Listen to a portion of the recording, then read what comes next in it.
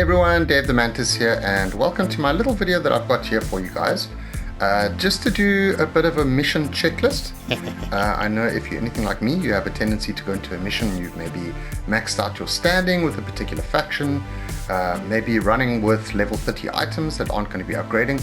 So this is just a quick video just to show you some of the things that you should prepare for as you go into your standard mission. Just a checklist, effectively. Okay, so this is going to be a more well-rounded way of actually upgrading your different equipment. As you can see, my setup here is more suited for upgrading my focus for my operator. You can see here by these icons that there are lenses on all of my max rank equipment. Now obviously my max rank equipment is not going to give me any affinity.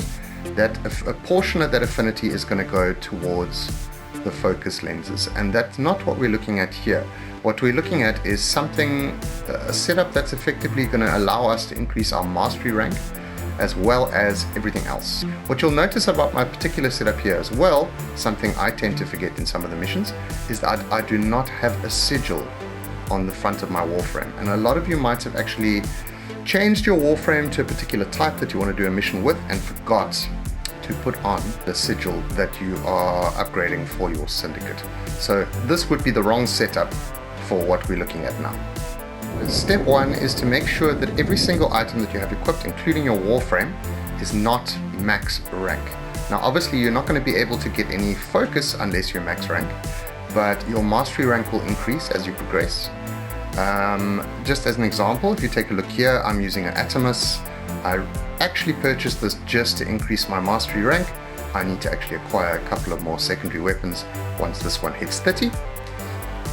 But you can see everything else here is not max rank, which means I'll be able to actually get some mastery rank along the way. Any item that you have at level 30, if you use a former on it in order to increase the mod capacity, it's no longer going to give you mastery rank. So for some of the lower missions, if you just want to grind through them fairly quickly, best to keep it at 30 and attach a focus lens so that you can gain focus for your operator. Keep in mind that the same applies to your companion, and the reason why you do not want a max rank companion for the beginning to mid-tier missions is because your companion actually earns separate affinity from your Warframe and your weapons. So in this case, even though I've used former on my Diriger, I know at least I can gain some affinity to actually upgrade it. And once again, if you're planning on doing Archwing missions, the same applies. So try and pick things that are if not unranked, at least not max rank. At least then you'll be able to gain some affinity for that. Same goes for your Necromech.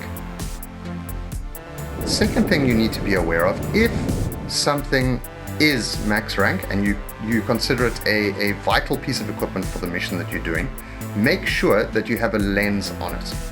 At least that way you'll be getting focus along the way, and you'll make sure that you kind of have a little bit of everything as you go along.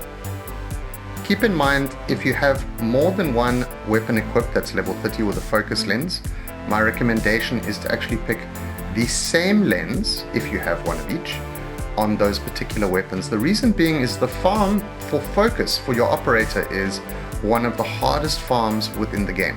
And you're probably going to find that if you focus on one particular school of focus, you'll end up acquiring quite a bit more and actually be able to unlock the abilities a bit sooner.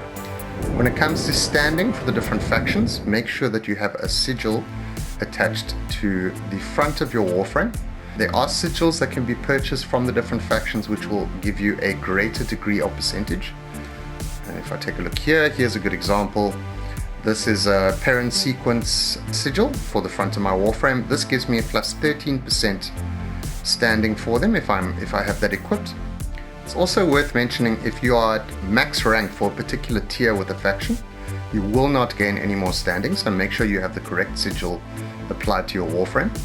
If you are at max standing for a particular tier and you do not have the items in order to upgrade it further, consider actually going into the offerings for that particular faction and actually purchasing either a relic pack, or if you are high enough, maybe one of the mods, just to kind of take you off the max so that you can actually gain standing within the mission.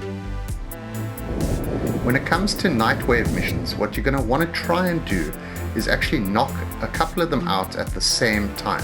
So just as an example, as you can see, I've done these already, but this one is kill 150 enemies with magnetic damage.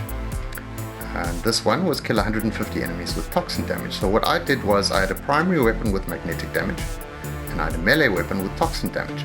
That way, while I was in the particular mission I was in, I could start knocking out these particular objectives at the same time.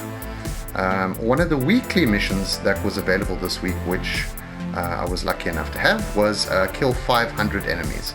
So in doing both of these, I effectively killed 300 out of the 500 enemies.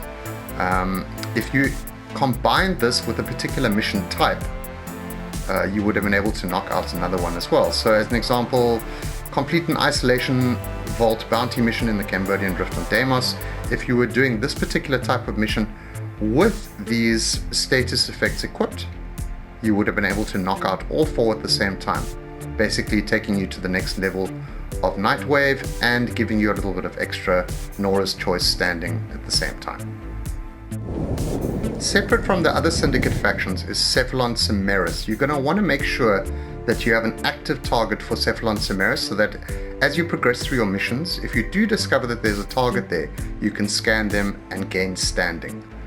While it might not be your focus on any particular mission, the targets often pop up and you'll be notified by Cephelon Simaris that there's a target for you to scan.